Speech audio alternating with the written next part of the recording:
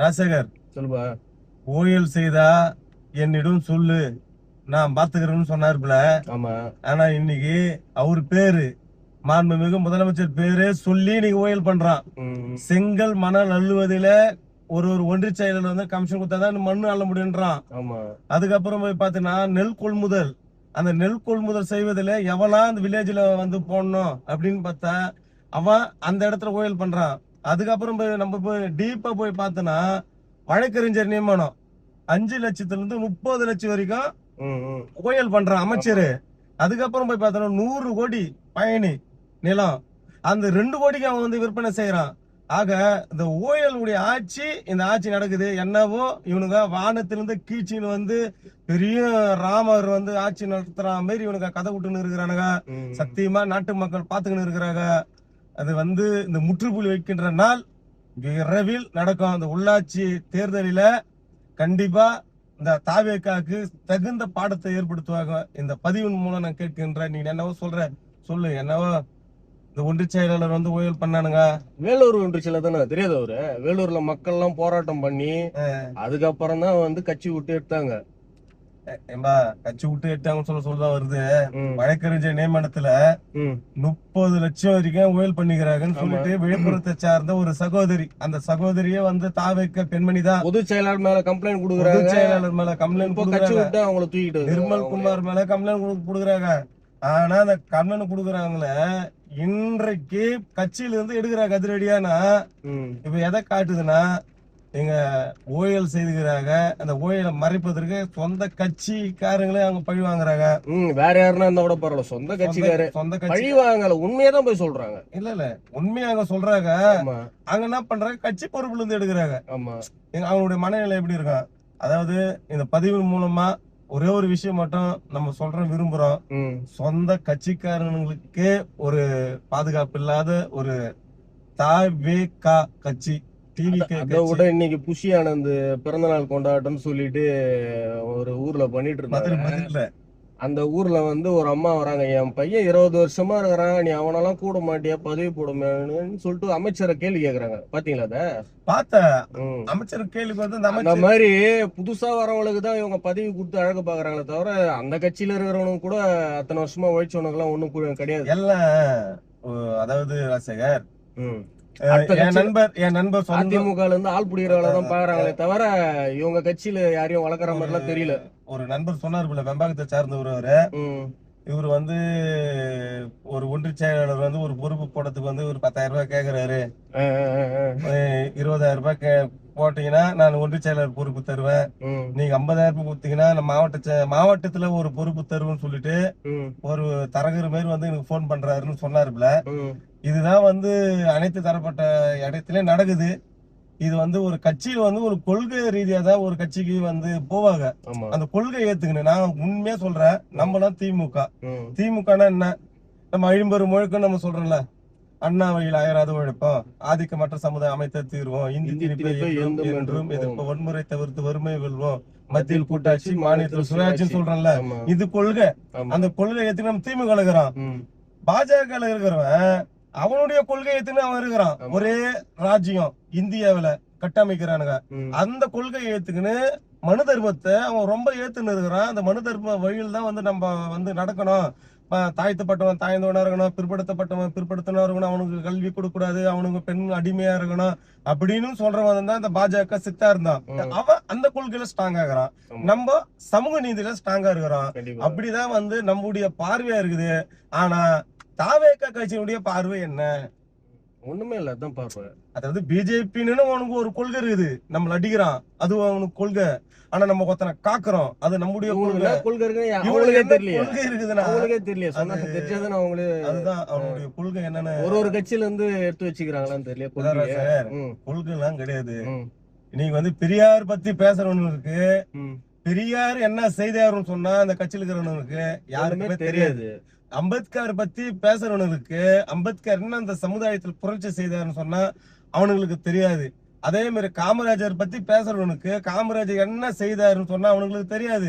இது கொள்கை தலைவர்னு சும்மா டுபாகூர் வேலை செய்துன்னு இருக்காங்க. டுபாகூர் ஏமாத்துறதுக்காக இவங்க படத்தை வச்சுக்கிறாங்க. அஞ்சலி அம்மாள்னு இருக்கிறாங்க. அங்க அஞ்சலம்மை தானே அம்மா. அந்த அஞ்சலம்மை என்ன புரட்சி செய்தாங்க அவங்களுக்கு தெரியுமா? திமுக தொண்டனை வந்து கேட்டுப்பாரு, இந்த அழிம்பெரும் தலைவர்களை பத்தி புட்டு புட்டு புட்டு புட்டு வைப்பான்.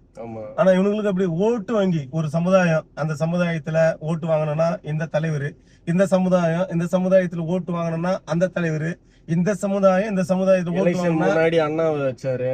அதுக்கப்புறம் எலெக்ஷன் கிட்டத்துல வந்து எம்ஜிஆர் வந்தாரு. ஆமா, இப்ப எலெக்ஷன் ஜெயிச்சதுக்கு அப்புறம் நான் தானே ஜெயலலிதான்ற லெவல்ல வந்துட்டாங்க. ஃபுல்லா அதிமுக மொத்த பேருமே கரெக்ட் தான் ராஜசேகர். இப்ப அடுத்த அதிமுகவே தாவேக தான் சொல்றாங்க. ஆமா, அது உண்மையான. அதாவது அதிமுகன்னு ஒரு கொள்கை கிடையாது, சத்தியமா கிடையாது. இவர் எதுக்காக உருவாக்குனாரு எம்ஜிஆர்னா, ஒரு மிகப்பெரிய வரலாறு உண்டு. அந்த வரலாறு இப்ப பேசக்கூடாது. அந்த கட்சி ஆரம்பிச்சதுக்கு மிகப்பெரிய ஒரு பின்புலம் அதுதான். ஒரு கலைஞருக்கும் அவருக்கும் தனிப்பட்ட விஷயத்துலதான் இவர் அந்த கட்சி ஆரம்பிக்கிறாரு. வந்தவரு என்னடா உனக்கு கொள்கைன்னு கேட்ட எம்ஜிஆர் என்ன கேட்க சொல்ல சூப்பரா சொன்னாரு. எம்ஜிஆர் அண்ணா ஐசின்னு சொல்லிட்டு போயிட்டாரு. ஒரே வார்த்தை சொன்னாரு, நம்ம என்ன பண்றோம் புத்தகமா அண்ணா வந்து நம்மளுக்கு கொள்கை வந்து வடிச்சிட்டு போனாரு. ஆனா எம்ஜிஆர் என்ன கேட்க சொல்ல அண்ணா ஐசின்னு சொல்லிட்டு கம்முன்னு போயிட்டாரு. அதையும் ஏத்துக்கிறானுங்க. ஆனா இன்னைக்கு இருக்கிற நம்ம ஆளு யாரு, நாளை தீர்ப்பின் மூலம் அறிமுகமான நம்ம 60 படம் நடிச்ச புரட்சியாளர் தான் வரும்னு சொல்றானுங்க. அந்த புரட்சியாளர் சொல்றாருல, எங்களுக்கு கொள்கை உண்டு, இந்த கொள்கையின் அடிப்படையில் தான் வந்து எங்களுக்கு எல்லாம் கவர்ச்சி விபாபத்திர உதயநிதி சொல்றாரு. இதே மாதிரி முன்னாள் முதலமைச்சர் சொல்றாரு, கழக தலைவர் சொல்றாரு. எங்க கோபம் வருது. அப்படியே என்னன்னா கவர்ச்சி. ஏய் ஆமாயா, கவர்ச்சி தான்யா. கட்டிப்பூடிடா, கண்டபடி கட்டிப்பூடிடானா எந்த புறநானூற்றுல வருது? எந்த புறநானூறு, அகநானூறு, சிலப்பதிகாரம், சேவக சிந்தாமணி, இதுல எங்க வருது இது? கோவலன், கண்ணகியிடம் சினிமா சொல்லு. அதுக்கப்புறம் ஒரு பரோட்டா ஆகிடுவா, அது ஆகிடும் சொல்றேன்னா இது எங்க? கொத்து பரோட்டா. அதாவது இவருடைய படம் தான். அவருடைய படத்திலிருந்து இவரு என்ன பண்றாரு, சின்னதா ஒரு சிகரெட்டு படத்துல தான் சொல்றாரு, தண்ணி அந்த படத்துல தான் அறிமுகப்படுத்துறாருல. அதுக்கப்புறம் மாமியாருக்கு ஒரு படத்தை ரசிகனா சோப்பு, மாமியாரே கிடையாது. உன்ன கேட்டா உனக்கு கல்யாணம் ஆகாது முன்னாடி ஒரு ஆண்டிக்கு போய் சோப் போடுறாரு. அது அந்த கலாச்சாரம் தான் விஜய் வந்து அந்த ரசிகர்களுக்கு கத்து கொடுத்துருக்கிறாரு. ஆனா இன்றைக்கு கவர்ச்சி, இது பேர் தான் கவர்ச்சி. அதாவது நீ சூப்பரா சொன்ன, நானு கொஞ்சம் வெளியில வந்துட்டேன். இது பேர் தான் கவர்ச்சி. எந்த கவர்ச்சியில இருந்து எந்த கவர்ச்சி ஏண்டா? நான் உண்மையா சொல்றேன், எனக்கு விஜய் சார் வந்து ரொம்ப பிடிக்கும். படத்துல ரொம்ப பிடிக்கும். நல்லா டான்ஸ் ஆடுவாரு, பாட்டும் பாடுவாரு. ஒரு படத்துல எல்லாம் வந்து ரொம்ப பிடிக்கும். அந்த படத்துல வச்சுக்க முடியாது, அதாவது சூர்யா படம் நினைக்கிற ஒரு படம், பெரிய அண்ணா. ஆமா, எனக்கு ரொம்பவே சச்சக்சா அப்படி ரொம்ப அந்த நண்பருக்காக அப்படி பாடினாருல. அதுக்கப்புறம் தொட்டப்பட்ட ரொட்டு மேல முட்டை பொரட்டை, தொட்டுக்குள்ள சிக்கன் தரட்டா அந்த பாட்டு. அதுக்கப்புறம் நல்ல ஒரு நடிகர். நான் விஜய் ரசிகர் தான், நீ விஜய் ரசிகர் தான் நினைக்கிறேன். நம்ம ரசிகரை தான் பாக்குறோம். சினிமால முடியும் அதோட சரி, அவ்வளவுதான் நம்ம சினிமால அந்த ரசிகர். ஆனா நீங்க விமர்சனம் பண்றேன்னா எனக்கு கொள்கை தான் முடியும். ரசிகர் என்பவர் வேறு, கொள்கை என்பது நம்ம ரத்தத்தில் சதையில் நம்ம ஒண்ணுமே மாத்த முடியாது. அதனால இந்த பதிவு ஏன்னா எங்களை தொடர்ந்து கொள்கை ரீதியா நாங்க விமர்சனம் செய்தா நாங்களும் கொள்கை ரீதியா விமர்சனம் பண்ணுவோம். எங்களை கொள்கையில நீங்க விமர்சனம் பண்ண மாட்டீங்க, எங்களுக்கு வருத்தமா இருக்கு. ஏன்னா எங்களுக்கு ஃபுல்லா கொள்கை உணர்வு ஊட்டி வளர்த்துட்டாங்க. பதிலுக்கு பேசுறோம், கொள்கையில பேசாம ரொம்ப மட்டமா பேசுறது தான் ரொம்ப இதுவா இருக்கு. பெரியார் இல்லை என்றால் இந்த மண்ணுல வந்து நாங்க பெரியார் மண்ணு இல்ல அப்படின்னு சொல்லிட்டு வந்தனம்லாம் காணாம போயிட்டானுங்க. இங்க அந்த பெரியாரை ஏத்துக்கினாரு. இது நம்ம என்ன பண்றான், பெரியார் ஏத்துக்கினாண்டா அப்படின்னு நம்ம இருக்கிறோம். அதுக்கப்புறம் என்ன பண்றாரு, அண்ணா ஏத்துக்கிறாரு. அதுக்கப்புறம் என்ன ஒரு கூட்டத்துல சொல்றாரு, கலைஞர் தான் வந்து எனக்கு ரொம்ப ரோல் மாடலு, கலைஞர்ல வந்து எனக்கு வந்து எங்க அப்பா கூட ரொம்ப பரிசுமானவரு, நாங்களே திமுக கட்சிக்காரன்னு சொல்லிட்டு சில கூட்டத்திலயும் வெளிப்படையா சொல்றாரு. ஆனா அதெல்லாம் நம்ம ஏத்துக்கிறோம். ஆனா இவரு எங்க போய் நிக்கிறாரு, லாஸ்டா போய் பார்த்தனா பாஜகனுடைய ஆளா போய் நிக்கிறாரு. ஆமா, பாஜக சித்தாந்தம் தான் அவர் ஃபாலோ பண்றது எல்லாமே. அதாவது நீங்க 18 நீங்க தேதி நீங்க நம்ம திருமாவளவன் சொன்னாரு, பிஜேபி பெற்றெடுத்து RSS பெற்றெடுத்த பிள்ளை தான் விஜய்னு சொன்னாரு. அதுக்கு மாதிரி தான் உண்மையா இருக்கு. சொல்ல ஒரு செல்ல பிள்ளையா போயிட்டாரு. ஆமா, இவரு சல்லப்பள்ளியா போனவராண்ட நம்ம திருமாவளவன் போயிட்டு வளர்ப்பு பள்ளியா போய் இப்போ கொஞ்சிறாருல யாருன்னா இப்ப அந்த மாண்புமிகு முதலமைச்சர் ஜோசப் வெள்ளாப்பட்டி விஜய். கூட்டணி என்று பெயர் சூட்டிய மாண்புமிகு முதலமைச்சர் அது அவர் எவ்வளவு போயிட்டு அவரு ஆமா இப்ப சோப்பாப்பட்டி கூட்டணி ஆக்கிடுவாங்களா? சோபா பெட்டி கூட்டணி தான் இது. இப்ப பாத்தீங்கன்னா விஜய் வந்து யாருமே நம்பல. இன்னைக்கு இருக்கிற ஒரு அரசு இல்ல திமுகக்கே வந்து ஆப்பு வச்சுட்டு வந்துட்டானுங்களா, நம்மளுக்கு அடிக்க மாட்டானுங்களா ஆப்பு.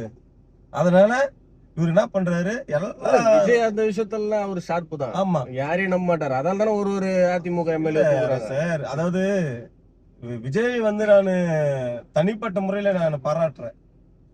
ஏன்னா இல்ல நம்ம திமுக அடிபட்டதை பார்த்து அவரு உஷாராயிட்டாரு. இவனுங்க திமுக அத்தனை வருஷம் கூட இருந்த திமுகவே காலி பண்ணிட்டு வரானுங்க, நம்மளே எப்ப காலி பண்ண மாட்டாங்க. கண்டிப்பா கண்டிப்பா. இன்னும் காங்கிரஸ் இருக்குதா அவன மாதிரி பச்சுவந்தியில பச்சோந்தி